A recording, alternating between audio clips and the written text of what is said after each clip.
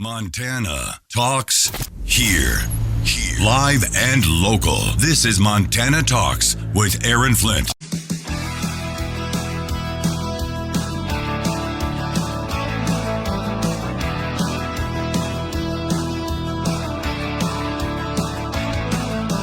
Broadcasting live across the great state of Montana, powered by the Montana Electric Cooperative Association. Your Montana Electric Cooperative, they do much more than keep the lights on for you.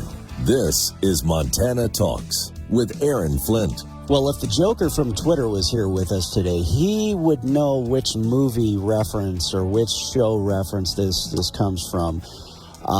Blame Canada. Remember the Blame Canada song? Was that from Team America World Police, or was it a South Park episode? I'm pretty sure it was Team America World Police, something like that. Blame Canada. And of course, that was the inspiration for, it doesn't matter what is happening.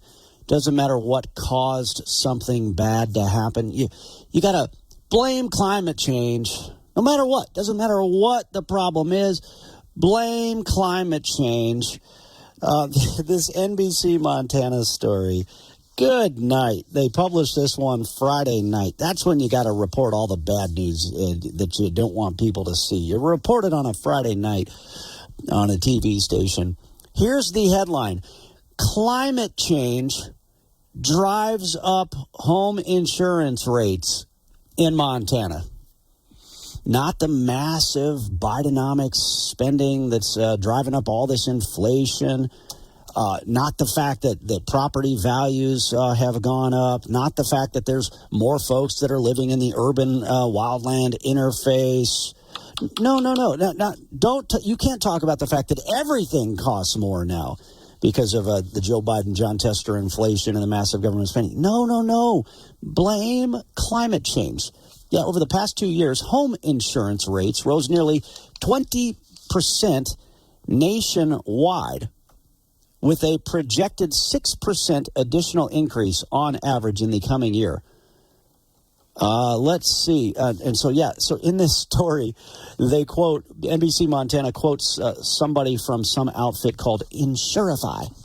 So Insurify says climate change is the reason home insurance rates have gone up in Montana. Hey, it was really funny. I had a message from Tim in Savage out there on the Montana-North Dakota border in Mondakistan. And all he did, he saw the headline, he heard this story about how home insurance rates in Montana are going up, and nationwide, home insurance rates rose nearly 20% nationwide. He said, it must be climate change or Trump. That's who's to blame for the insurance rate hikes. And then he said, wow, I was actually mocking climate change before I had even heard the reason. We are living the Babylon Bee. Well said there by Tim in Savage. Hey, we got the phone lines open for you here on Montana Talks. We had a busy show Friday with our live remote show from Bozeman, so we're back in studio today so we can take your phone calls and we can hear from you. 406-294-0970. We're going to talk about the most expensive vehicle. The most expensive vehicle. Not a Lamborghini or a Ferrari, but the most expensive vehicle that you and I are all likely to drive at some point. I'll start there right after this. Lots to talk about here. Montana Talks, the show where you get to talk. Taking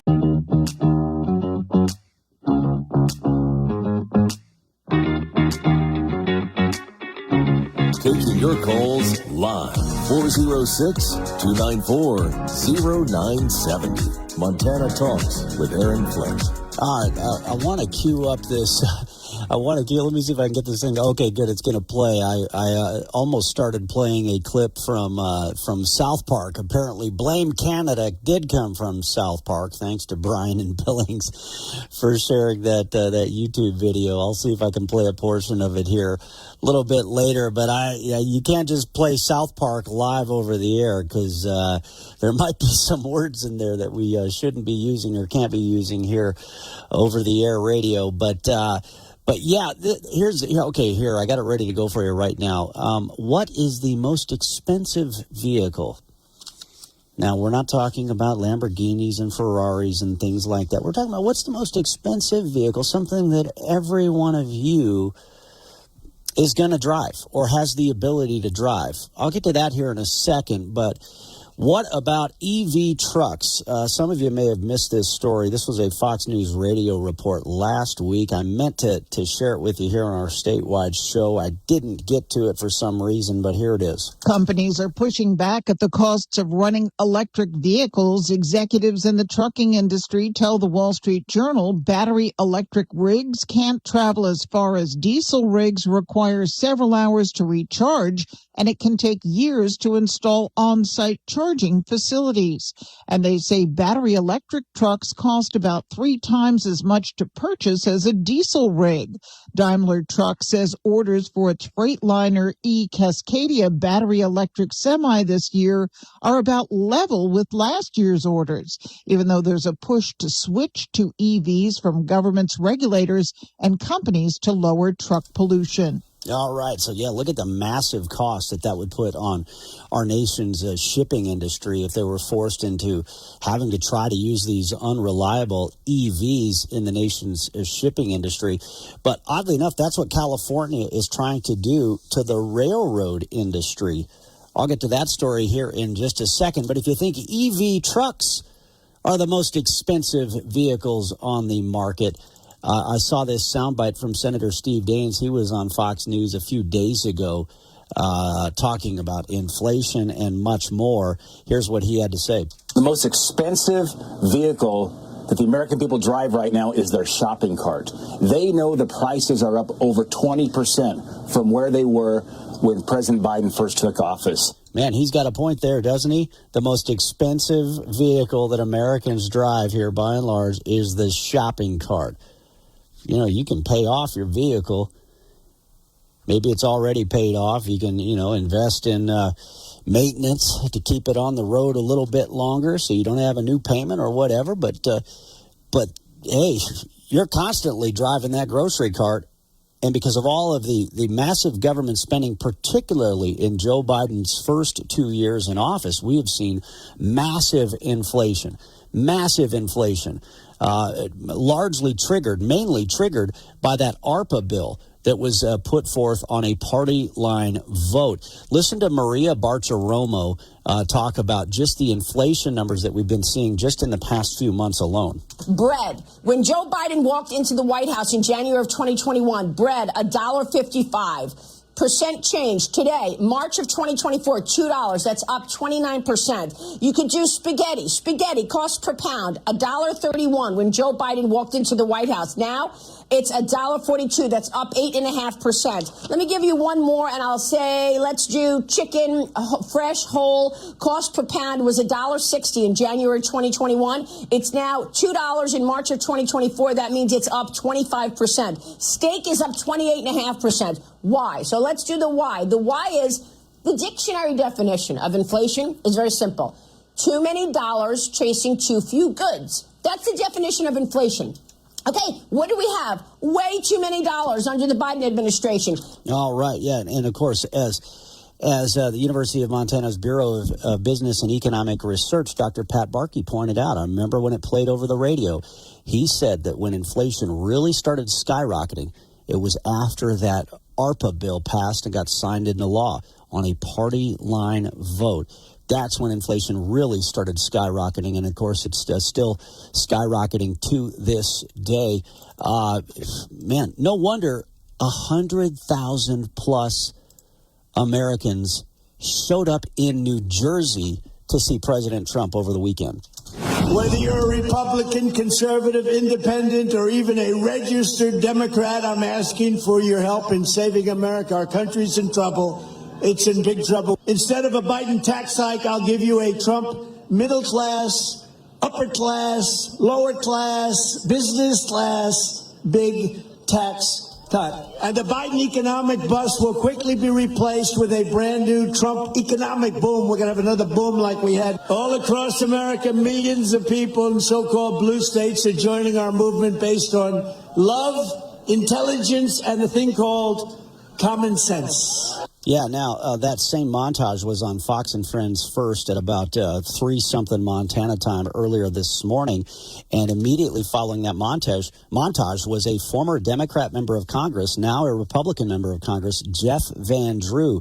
He cited Emerson College polling that now shows the race in New Jersey, single digits between Biden and Trump right now. That's remarkable when you think about it. The New York Times, even earlier this morning, published an alert where they cited that in the 5 battleground states, Donald Trump is currently in the lead. So you look at this massive election interference that has taken place with these political persecution trials against Donald Trump. What's it done?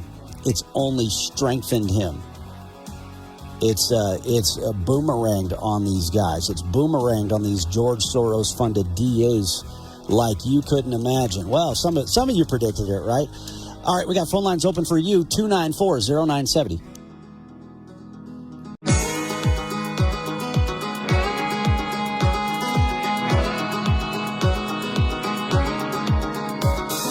Talking about the issues that matter to Montana, statewide. This is Montana Talks with Aaron Flint. Yeah, thanks to Brian and Billings. And, of course, Frank and Malta. You knew Frank and Malta had the answers, too. Blame Canada or blame climate change. I got to blame everything on climate change. NBC Montana. Oh, for goodness. Oh, man. Maybe you need a little more diversity in your newsroom. And when I say diversity, I don't mean like get more people who support chopping body parts off of kids to be writing news for you. Get some of those pro-Hamas terrorist sympathizers in your newsroom. No, get everyday people that understand how America works, how business works. Get some of them in your newsrooms, just so that, I mean, good night. Like, who would even think, yeah, I'm going to share a headline. Climate change drives up home insurance rates in Montana. I mean, give me a break. Yeah, just blame climate change for everything. But anyway, blame Canada. They're right. It was a South Park episode. I think it was from a movie, South Park, Bigger, Longer, and Uncut. Here's just a portion of the song. Should we blame the government or blame society? Or should we blame the images on TV? No, blame Canada! Blame Canada! For the beating laws, the flopper and some normalized. Blame Canada! Blame Canada! We need to form a full assault! Oh, blame Canada. There you go. Although then again, you know, under Trudeau, Canada is pushing all these crazy climate change policies and the climate alarmism right now. Speaking of crazy climate policies, did you hear what California is up to now? Will California hobble the U.S. railroad industry? This is a report by Veronica DeRuggi with the Mercatus Center at George Mason University. So in California, they basically now want to force rules on the railroad industry. They want to force them to do away with diesel locomotives in California. And if the federal government provides California with a helping hand, it would bring nationwide repercussions for a vital, overlooked industry, according to this Mercatus Institute report here. Now, why, from a Montana standpoint, why does this matter? Why does it? Because some people might say, okay, it's California. Yeah, they're crazy, climate alarmists. We get it. But that stuff would never fly here in Montana. Well, unless some leftist judge or Supreme Court justice tried to force this through judicial fiat, of course. But why would this matter to Montana? Well, think about the trucking industry. Remember, we actually had these conversations with some folks who are part of the, independent owner-operator association. Guys here in Montana that have been, national leaders in these owner-operator independent trucking outfits. And what they would tell you is if California passes onerous regulations on the trucking industry, it effectively becomes a nationwide mandate. And here's why. Because of the ports in Southern California in particular, so much commerce, so much goods enter the United States through California. So if you're a trucker, where do you think you're going to have to travel to for a lot of your shipping business? You're going to have to travel to California in order to go everywhere else with those goods and those products all across America.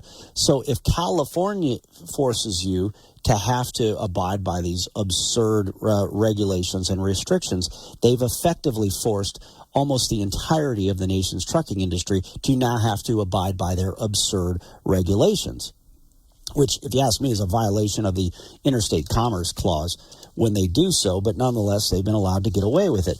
That's what they want to do to the rail industry.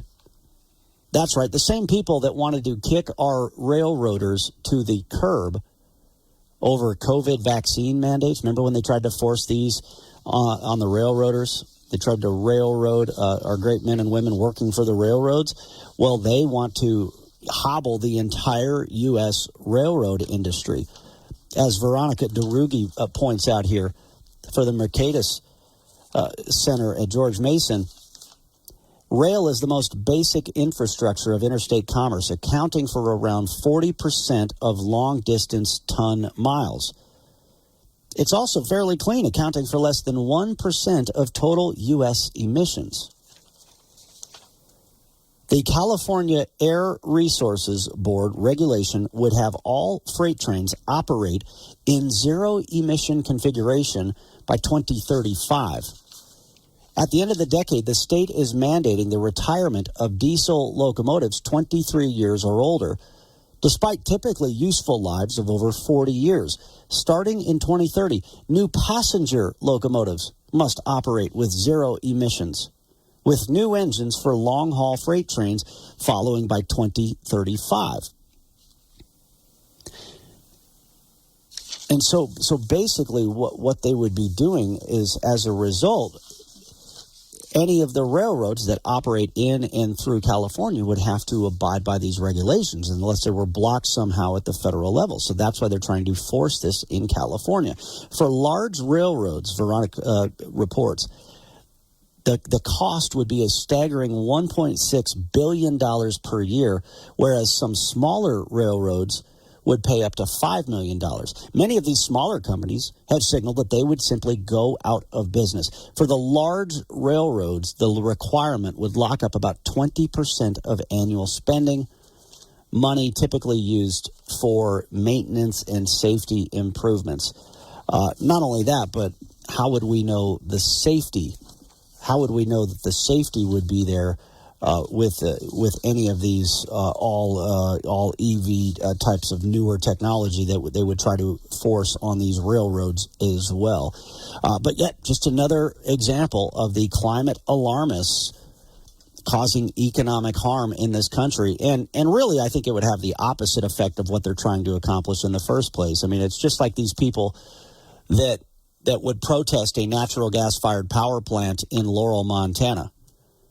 And they claim that it's because of concerns about the climate. But natural gas is why we lowered carbon dioxide emissions under President Donald Trump. So if they actually wanted to lower carbon dioxide emissions, they would have actually been promoting natural gas, not suing to stop a natural gas power plant in Laurel. Let's go into the phone lines. We've got Terry in Scobie. Terry, great to hear from you. What's going on? Morning, Aaron. How are you? Hey, doing great. Sounds like you're hard at work there in the background. I'm playing farmer today. We played cowboy over the weekend to move some pairs out to summer pasture, and I'm finding out I'm old and out of shape.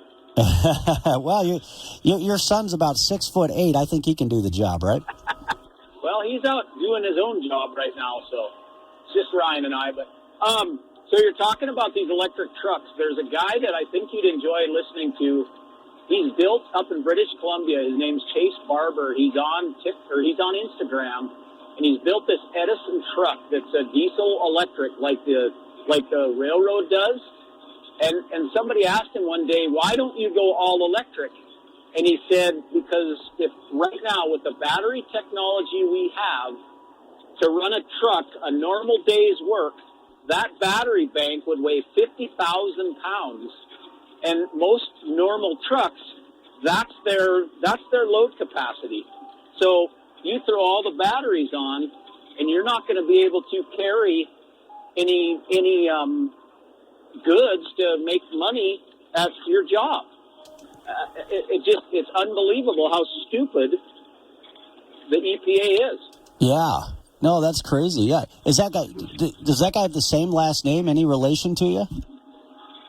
No, it's Barber, like a haircut barber. Oh, I see. Okay. All right. All right. But if you looked up Edison Motors, they've built and it's fully licensed, fully running.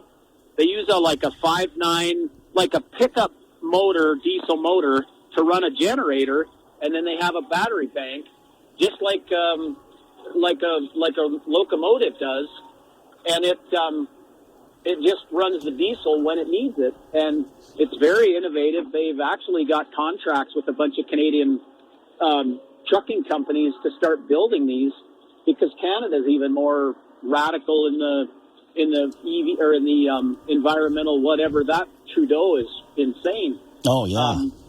So this guy's trying to fill a void, fill a market, and it's really interesting to watch him on Instagram, because they're very smart individuals, and he does a lot of explanation. People ask questions, and he's really good about explaining this, explaining that. And they use, so I don't know if you're familiar with the truck, but they have a Jake brake to help slow you down instead of using your brakes.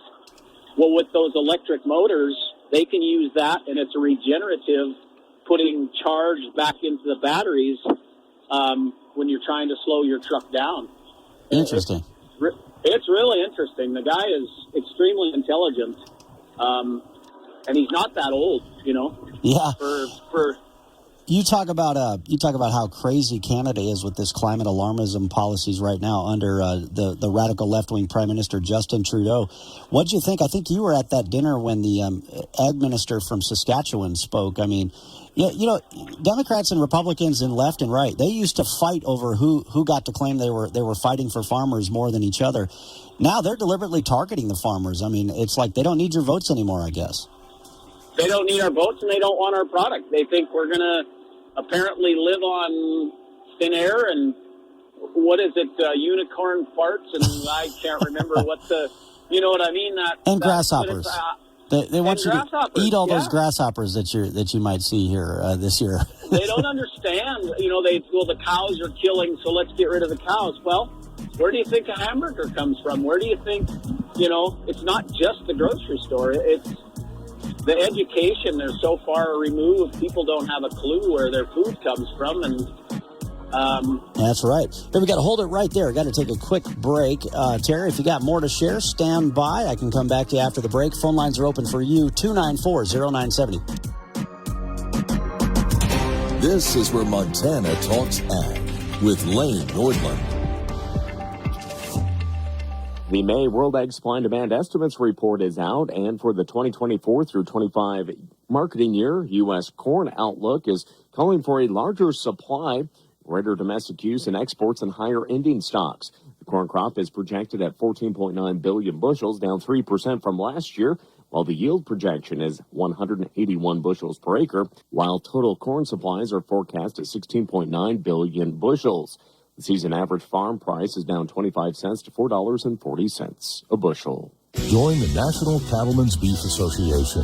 NCBA is the oldest and largest national cattle industry organization working to defend your interests in Washington, D.C. And there are big benefits to being a member. You'll get news you can use in the National Cattleman, email updates in the NCBA Beef Bulletin, plus big discounts only for NCBA members. Join by calling 866-233-3872 or online at ncba.org. From corn to wheat now in the May World Ag Supply and Demand Estimates report. The wheat forecast is now forecast at 1.85 billion bushels, up 3% from last year. Yield will be 48.9 bushels per acre, with the season average farm price coming in at $6 per bushel. I'm Lane Nordlund. Have a great day.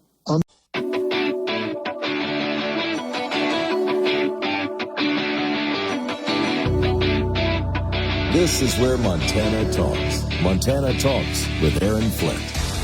All right, we got phone lines open for you right now if you want to jump in on the conversation. 406-294-0970. Got a message on our Montana Talks app from Jay in Billings. Expensive? Inflation? The reason you can't today buy a cheeseburger, fries, and a Coke and get change back from your dollar, the greenback is worthless. 99% of its purchasing power is lost in the $35 trillion of government debt.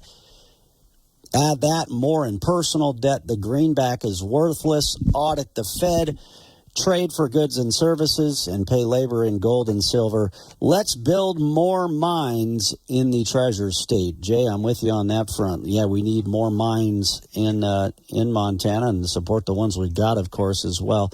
Now, I was talking with Terry during the break there, and some folks are still in denial about why inflation is so bad right now.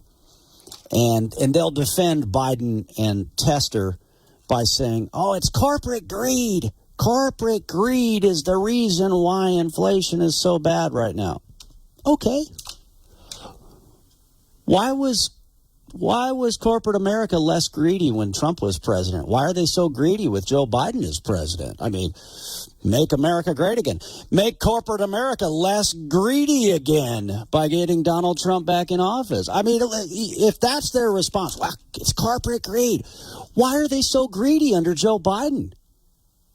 Why were they not as greedy under Donald Trump? I mean, is that a fair question to throw out there if that's the excuse? Let's go to Robert in Belgrade next up. Robert, what's going on? Well, they talk about climate. I wonder how many people have ever looked up the word climate in the dictionary. Nowadays, they don't call it climate change. They call it, what do they call it, climate something else, because they probably looked up the word in the dictionary, what it means. And something to open up everybody's mind. There's a movie out, I think it's called The Movie Climate Change, something everybody should look up and watch. It's very, very educational. The climate changes over a long, long, long period of time. The weather changes every day. They don't know what they're talking about. Two different things. Yeah, no, good point. Exactly. The difference between climate and weather. And whenever things are bad, it's blame climate change. But when things are good, then no, don't discuss climate at all. And so you can always, with a country as large as the United States, find something bad going on and say, see, climate change. But then their policies conflict with everything they're preaching. So it just doesn't make any sense across the board. Robert, thanks for the call. Good to hear from you. Lori in Billings sent us a message on our Montana Talks app. I wonder if the people in the anti-Sheehy ads are real Montana ranchers or actors, considering how many lies those ads spew. That's a good question, Lori. Yeah, I wonder if people must be seeing right through these ads, right? Because otherwise, if these ads were working, if these attack ads against Navy SEAL veteran Tim Sheehy were working, then why is Jon Tester getting so desperate right now? Why is he flip-flopping on the Lake and Riley Act? Obviously, he is seeing something in his internal polling that says he is not winning over voters. And despite all the lies they spew against Navy SEAL veteran Tim Sheehy, they spent $1 million a week attacking Tim Sheehy. And much like the political persecution trial of Donald J. Trump, it only strengthened Trump. It only strengthened Tim Sheehy. So now Jon Tester is so desperate, he now says he will vote in support of the Lake and Riley Act that he just voted against a little over a month ago. But there's a catch, of course. There's a catch. If you see the statement that his spokesperson put out, they said Tester will vote for the Lake and Riley Act if it makes it to the floor of the U.S. Senate for a vote. Remember, he just voted against it a little over a month ago. If it makes it to the floor of the Senate for a vote, Chuck Schumer, the Senate Majority Leader, who is funding all these attack ads against Tim Sheehy, Chuck Schumer has already said that he will not allow the Lake and Riley Act to make it to the floor.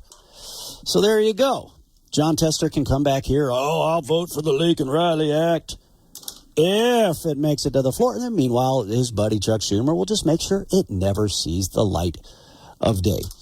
All right, let's go to Jim in Malta. I'll bet Jim has some great insight when it comes to railroads and what California is trying to do to railroad the industry. Jim, good to hear from you. Hey, good morning, my friend. How are you? Doing great. Great to hear from you.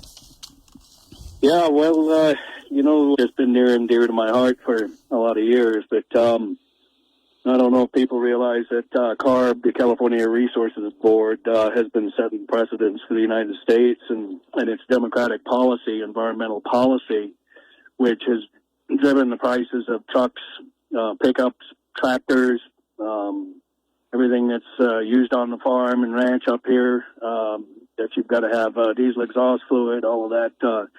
It all originates from the EPA and CARB, which is actually worse than the EPA on the federal side. But 9 times out of 10, what the state of California implements under CARB stretches across the United States. And it is a violation of the Interstate Commerce Clause and has been for years. But, with semi-trucks, that's why everything's so expensive now, is because of the democratic environmental policies that originate in California, drive up the price by another $50,000 to $75,000 because of all the environmental crap you've got to have on these trucks and tractors and pickups. So they've been affecting small business for years. I had my own authority, and I wouldn't even license for there because I couldn't afford to buy the newer environmentally friendly truck to go into the state. Yeah, and you were one of those independent owner-operator guys I was, basically referencing earlier about how California ended up dictating to the whole country. And for those who could dodge California, they did. But most people, it effectively becomes a national mandate that adds cost. And then, ding, ding, ding, that makes everything more expensive, too. Absolutely. It's get passed on to the consumer. I mean, transportation, trucking especially, has been one of the only businesses ever expected to provide a good or a service for below their cost of operations. And you can't do it. There's no business in the world that can stay in business when you're having to do it below your cost of operations. And every time they implement a new environmental policy originating from CARB in California, it affects small business. Like you said earlier, guys have to shut the doors on their business because they can't afford it. Talking about the small railroads, and that applies right across the line to trucking. Yeah, and then the irony is don't they want more people riding trains? Aren't trains actually more more efficient from their environment, from the way they calculate environmental gains? So by discouraging rail, again, they're constantly shooting themselves in the. It's just like the climate kids, joining in on the lawsuit to shut down the natural gas power plant in Laurel, Montana. Wait, if you actually cared about carbon dioxide emissions, you would support a natural gas power plant. But again, I don't think they're doing any of this because I don't think it has anything to do with the environment. I think it's just a scam to shut down American agriculture and American energy. No, I would agree. It hurts small business, make them relying on government. Well, Jim, great to hear from you. Thanks for what you do. Thanks for calling in. Thanks, buddy. All right, appreciate it. Thanks for listening to KMMR. Next up on the phone lines, let's go to Mark in Billings, and the number for you, 406-294-0970. Mark, what's going on? Hey, good morning, Aaron. How are you doing? Doing great, thanks. Good. Hey, first-time caller, sporadic listener, and you may have covered this topic before, but today I got a little wound up with the conversation on insurance, which is something that I know a little about. I think it's funny on the climate change issue on that because inflation has definitely factor in rising insurance rates from auto parts, building supplies. Insurance, of course, is driven by liability losses and fraud, but I kind of wanted to focus in on the weather with that climate change thing because here in Montana, I've talked to so many people that have noticed these cloud seeding activity that's going on. Have you noticed that? I have not. Well, on Friday, I counted 21 flights, and that's right here in Billings, that we're going over and we're cloud seeding. And by mid-afternoon, how do you know they were cloud? How do you know they were cloud seeding and it wasn't just the contrails from the back of the airplanes? Well, I kind of think that is one and the same. I mean, if you say contrails, you're kind of thought of as a conspiracy guy. So whether it's chemtrails or the cloud seeding, whatever their purpose is, they're definitely affecting the blue skies of Montana. And I've written to Helena on a fairly regular basis. I'm just wondering if other people are noticing this as well, and the impact that this could have on potential insurance claims from weather events. Okay, all right. Yeah, I'd be interested in hearing the evidence that all those passenger jets overhead are cloud seeding. I know that there's, I'd be interested in seeing any proof of that, but I appreciate the phone call. Back after this, we've got Walt in Missoula right after this. Oh.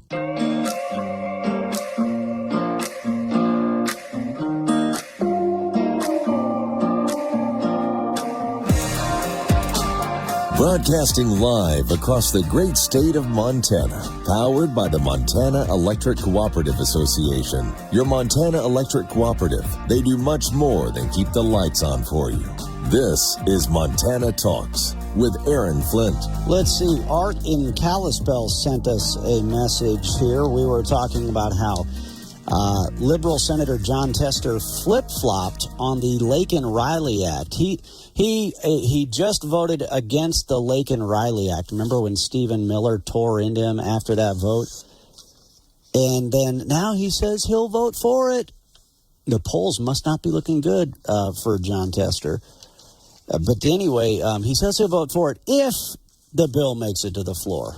As Chuck Schumer says, the bill won't make it to the floor. Art in Kalispell says this: please remember that he also voted for Obamacare. Art, thanks for the message. Let's go to Walt in Missoula. Walt, what's going on? Hey, I wanted to bring up Jon Tester's voting record. Everybody that's listening to the show, all they've got to do is look up the records. All those records available for every one of your representatives and senators. And his record says that he does really not support America or the state of Montana. And here he is bashing Tim Sheehy. And if you listen carefully to those ads, it's rhetoric that he is spewing to try and sway how you think about something. Yeah. Which parts of Tester's voting record are you most opposed to? Well, there's two parts of it. One of them was the there'll be no amnesty, and then he turned around and voted for it. And then the other one was he voted to close the pipelines after he was part of voting to close the pipelines. After Biden got in office. When it mattered the most. Yeah, he voted against the Keystone Pipeline when it mattered the most. Yeah. Yep. And something that a lot of people don't know is that when you take one man out of the field, you just eliminated 3 jobs that support him. So it wasn't 15,000 jobs that were lost. It was probably closer to 60,000 jobs that were lost. Well, take Baker, Montana, for example. Okay, so, they were building the on-ramp there, I think, a portion of some of the infrastructure that would support the pipeline. When Joe Biden shut down the Keystone Pipeline and kicked those workers to the curb, thousands of whom were union workers, think about it. These workers were staying at hotels in Baker. They were eating at the restaurants in Baker. There were probably concessionaires who were making lunches for them, supplying water, supplying this, supplying that. All those people lost money that day. Oh, yeah. Yeah, and the trickle-down effect of job losses of that quantity is so high that a friend of mine and I were talking about the other day, I would push it closer to 100,000 jobs after everything was said and done. Yeah, it's crazy. Well, great point. Yeah, Walt, thanks for calling in. Great to hear from you. All right. We appreciate the show. Hey, appreciate you. Best part's taking your phone calls from all across Montana where anybody can call in. Speaking of the U.S. Senate race, I didn't even know this until just like a couple of weeks ago. Do you guys know who Bo Richenbach is? Navy SEAL Bo Richenbach. He lives in Billings. He's a Montana kid, Navy SEAL. He lost both of his legs serving our country in combat. I didn't even know this, but Tim Sheehy was with Bo Richenbach when he was injured, when he was wounded, when he lost both of his legs serving this country. Bo Richenbach is now featured in this video that was just released here. Let me cue it up for you. I served as a Navy SEAL. Tim Sheehy led our unit in Afghanistan. It's why I'm alive today. When the IED went off, they didn't think I'd survive. Tim ran straight into danger to protect others, earning the Bronze Star and a Purple Heart. Tim doesn't just talk about honor and sacrifice. He lives it. Trust me, Tim Sheehy is exactly who we need in the Senate. I'm Tim Sheehy, and I approve this message. Tell you what, that's a powerful message right there. Yeah, he was there with one of Montana's own when he was wounded.